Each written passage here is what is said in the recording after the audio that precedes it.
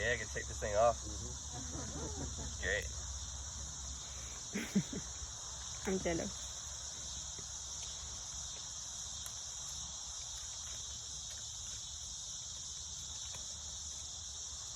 So when Chandler asked me to speak tonight, I was excited for the opportunity. One, because I wanted to share my testimony with all of you, which I love to do. So that's great. But also, he asked me to share how I saw God's character shown through that opportunity, through my testimony. And I hadn't really thought about it that way before. God showed me his mercy, his patience, his love through the miracle of my conversion. But those are all aspects of his character that he showed to me. And I just hadn't really thought of it that way. So I thought that was really neat. Let me start with a word of prayer.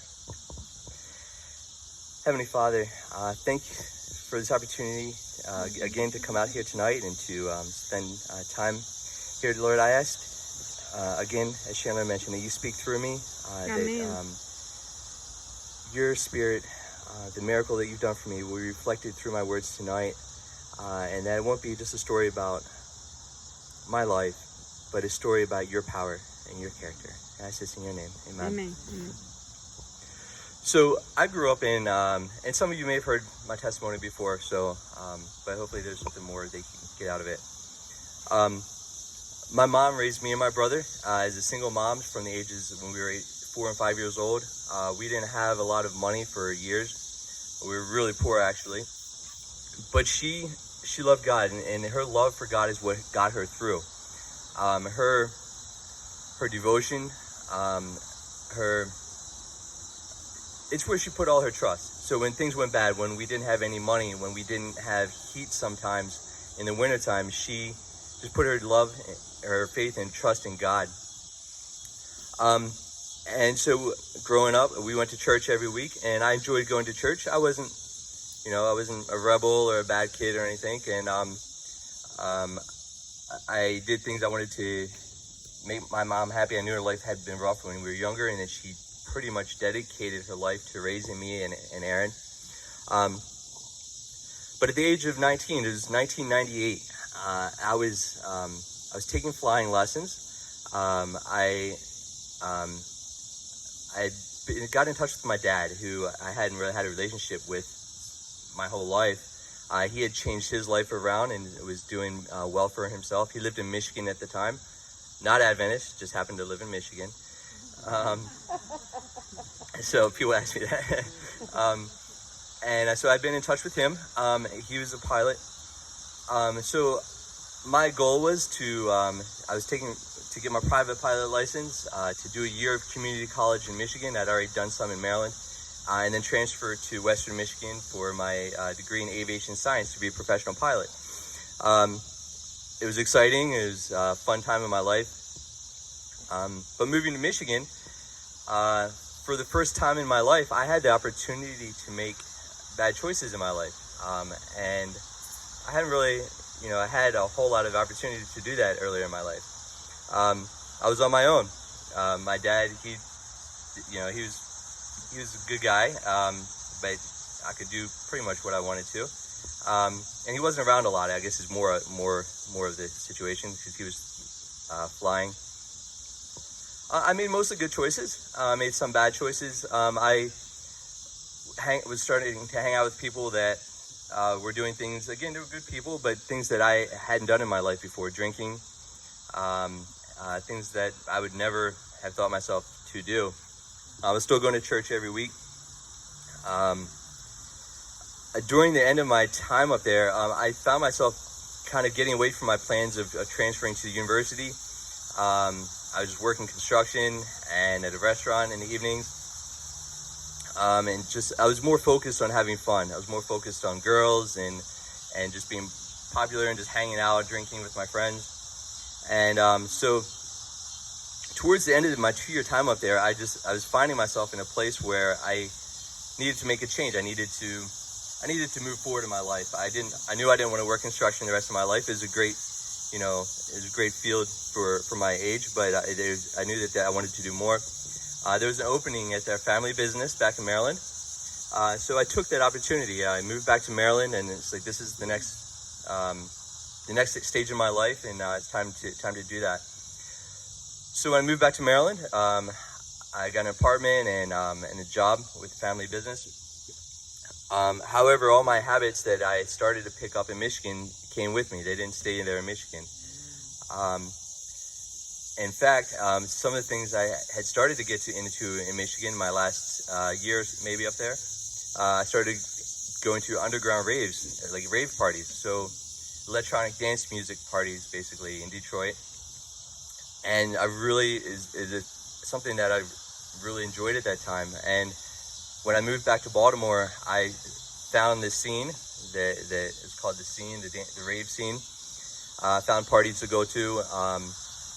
Recreational drug use is rampant in that scene, and I started trying different drugs, ecstasy, crystal meth, just other club drugs. Again, things I never thought I would have ever done before. I just looked forward to the weekends. Every single weekend, that's all I lived for, was going to the clubs. I was still going to church a lot on Saturdays, but I was keeping the Sabbath less. I wasn't living the life of a Christian for sure. Getting into the scene, I just found opportunities to make money selling drugs. In my upbringing, I was honest. With my dealings, and I was a nice guy. Actually, it reminds me of this quote, and this is from the devotional Our Higher Calling. It says, "To every man, God has entrusted talents for wise improvement. If rightly used, these talents will reflect glory to the giver. But the most precious gifts of God may be perverted and thus become a curse rather than a blessing." And so I find myself using these gifts, these talents that God had given me, and I was using them for the evil. I was using them. The devil was using me through those talents. I started selling a lot of drugs. Again, didn't use that much, just recreationally on the weekends. I was making a lot of money. I came to a point, the girl I was dating at the time, she wanted me to stop selling, and so I backed off a bit. I used to joke that I was the poster boy for why it was okay to use drugs. I had a job, always had a good-looking girlfriend, not as good-looking as my beautiful wife here. I had a decent car, so everything about me seemed okay, So and again, I didn't realize, even at the time, the addictive properties of some of the things the drugs that I was doing. People that I was hanging out with that may not have ever used because they saw me and it seemed okay. And I watched a lot of these people go downhill, and for a while I didn't even understand why. I didn't understand. I was so naive or stupid or whatever. So anyways, at that time, I stopped selling as much, but I just didn't return to life as normal. I picked up a habit. I also became addicted to crystal meth, and it's something that followed me the next 10 to 12 years of my life. I was functional. I still, again, went to work every day. I hung out with family. They knew something was probably going on, but they didn't know exactly what. But it controlled my life. It's what I lived for. I still sold it on the side just to support my habit. And that it literally controlled my life and my choices and everything that I did. Year 2014. It was in the spring of 2014, and I had been through. I tried to quit many times over the years. I just quit for maybe a month and then just come right back to where I was at, and even worse sometimes. And I got to a point where I knew that God wanted more for me in my life. I even had thoughts throughout the years that, God He's allowed me to get through so much. I was like, He must have big plans for me because, most people don't work through that much, don't get through that much of their life getting high like I was. But I wanted to move forward. I wouldn't settle down. I was at a point in my life I wouldn't settle down in a relationship. I knew what I wanted. I knew what God had planned for me. I knew that the type of girl that I would want to be with wouldn't ever be with the person that I was. And I just needed to move forward. And I couldn't do it. And I prayed this prayer one night. And I said, Lord, get me out of this rut that I'm in. I can't do it by myself. I've tried. And it was a scary prayer to pray, but I was sincere. For the first time, I truly was sincere about praying that prayer, praying anything like it. In my mind, in my human mind, the only way I could see, getting out of the situation I was in was either by going to jail for drugs or by something bad happening because of the people that I was hanging out with at the time. But whatever it was, I was ready for that to happen. I was, if everybody, work, if family had to find out about it, it was okay with me at this point because I needed to move forward. And so I prayed that prayer. About 3 or 4 months later, it was August 17th, 2014, I was driving to Pennsylvania. It was a Sunday night. I still remember it well. I was driving to Pennsylvania to hang out with a friend and get high that night, and I was just going to go to work straight from there the next morning. I got pulled over for speeding in York, Pennsylvania, wonderful York, Pennsylvania.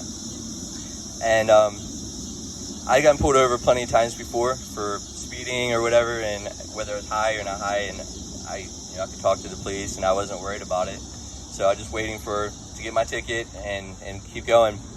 But this time was different.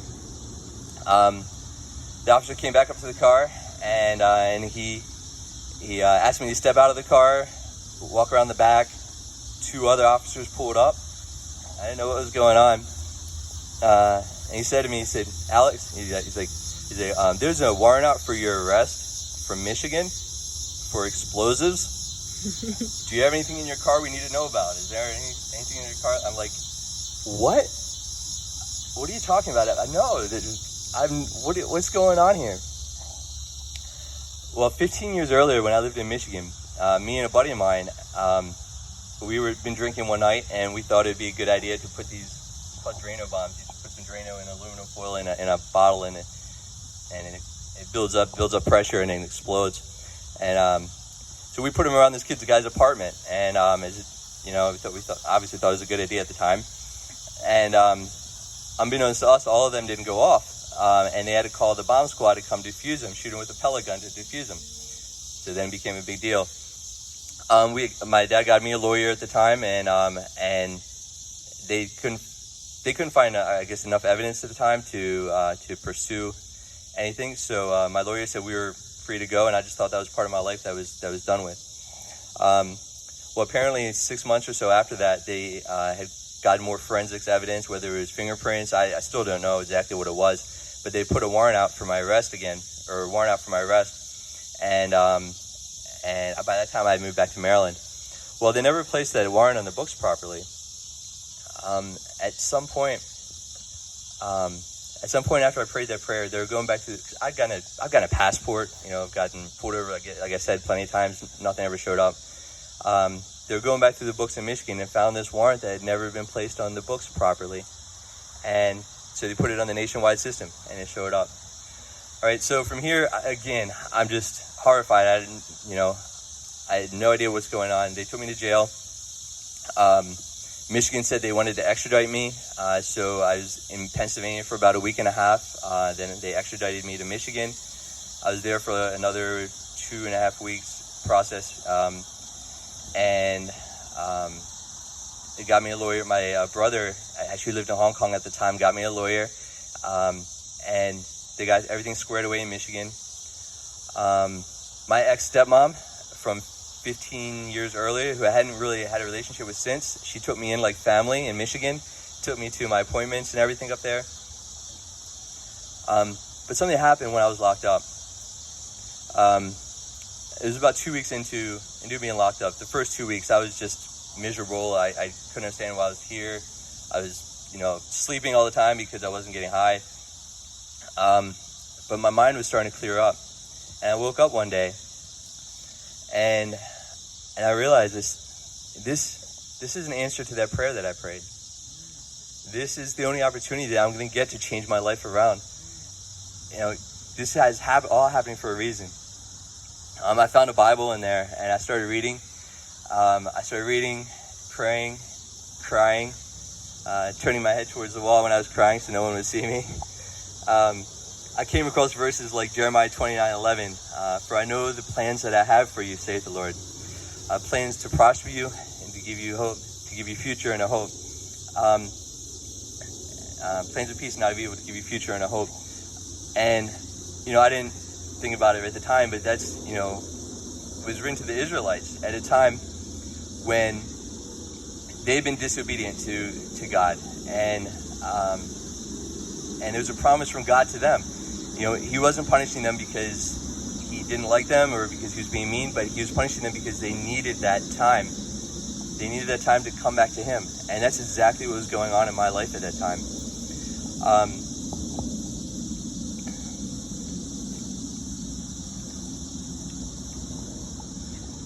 So at this point, I'm in Michigan. I was there for another week and a half.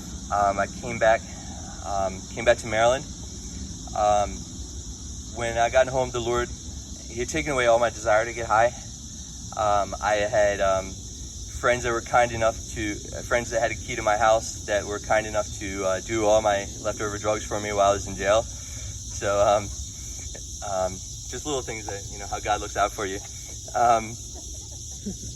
And there just happened to be a Revelation seminar going on, also in a local church, so I went to that. I was rebaptized November 15th of that year. One of the first books I read when I started my life over was a book called Sketches in the Life of Paul. And I realized the reality of this quote from that book. And this is talking about when Paul was witnessing to the sorcerer. And it says, the sorcerer had closed his eyes to the evidence of truth and the light of the gospel. Therefore the Lord, in his righteous anger, caused his natural eyes to be closed, shutting out from him the light of day. This blindness was not permanent, but only for a season, to warn him to repent and to seek pardon of God, whom he had so offended. And in his infinite mercy, God was warning me in the same way. He had closed my eyes just for a period of time to give me that opportunity. So since then, my life wasn't instantly perfect. I quickly learned how the devil knows our personalities. He knows our every weakness, and no matter what situation is, just being sober, it doesn't get rid of all the negative habits and desires that I picked up over the years. But that I started learning in time that it's not only fighting that battle, trying to figure out what the devil has planned for me next is not the way to fight that battle. But it was developing a daily relationship with him, learning how to do that. At first it was intimidating because I'm picking up my Bible and it's a big book, and like, where do I start to read? People say study your Bible. Do I start at Genesis? But I've started picking up and reading different parts and studying deeper and finding the deeper veins of truth that God had in his word and what that meant for me in my life.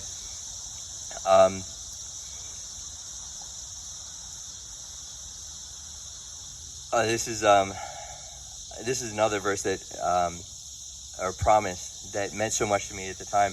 This is in 2 Corinthians 10:3-5. Though we walk in the flesh, we do not war according to the flesh. For the weapons of our warfare are not carnal, but mighty in God, for pulling down strongholds, casting down arguments, and every high thing that exalts itself against the knowledge of God, bringing every thought into captivity to the obedience of God. Mm-hmm. And this was huge for me. I had 15 years of sinful thoughts and sinful actions, and habits that built up, and just reading that promise just meant so much to me in moving forward.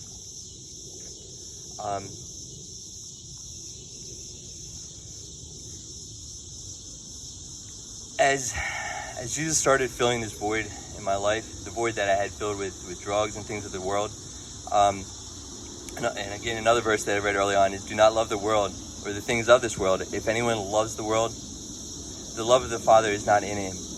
For all that is in the world, the lust of the flesh, the lust of the eyes, and the pride of life, it is not of the Father, but is of the world. And this world is passing away, and the lust of it, but he who does the will of the Father abides forever.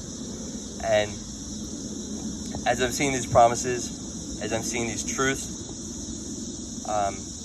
I just see how God was beginning to use me again for his purpose, how he's revealing his character to me. In his infinite love for me, he showed me many parts of his character.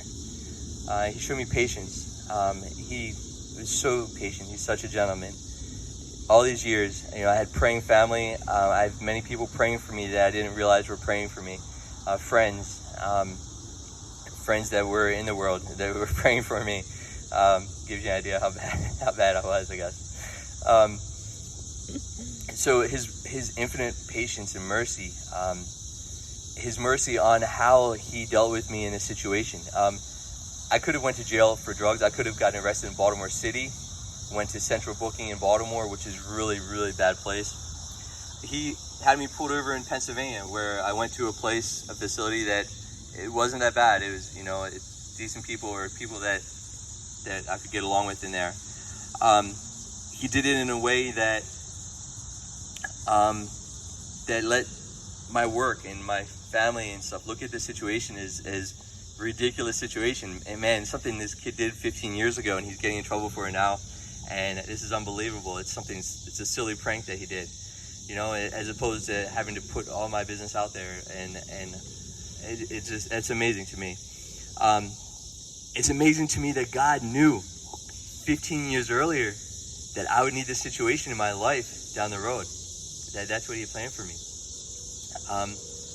So he accepted me back with open arms after all this, and he'll do the same for anybody. If he can work in me and answer my prayer like that, he can answer the prayer for anybody. So his character,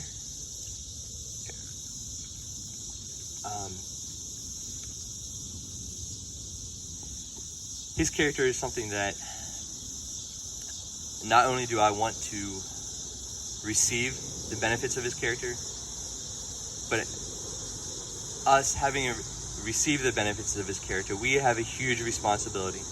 We have this responsibility of reflecting that character to those around us, to a dying world around us, to a world that needs love, that needs all the things that God offers in his character. My prayer tonight is multifold. I pray that we will be cognizant of how God's character is constantly revealed in our lives. I pray that we do not get comfortable or complacent with where we are, and that's so easy to do. I've found myself there so often, and still do. And I pray that we reflect God's character to those around us. Amen. Thanks for letting me share tonight. Let me pray. Oh, actually, I think Beth is going to do some special music, and then I'll pray.